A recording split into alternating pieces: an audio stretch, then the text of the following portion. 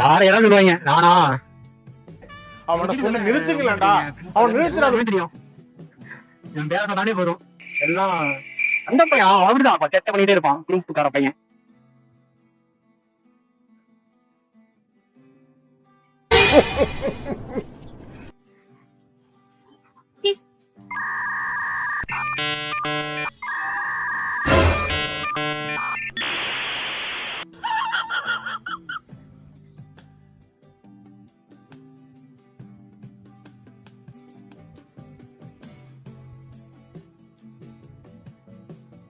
இதாங்க நம்ம ஊரு.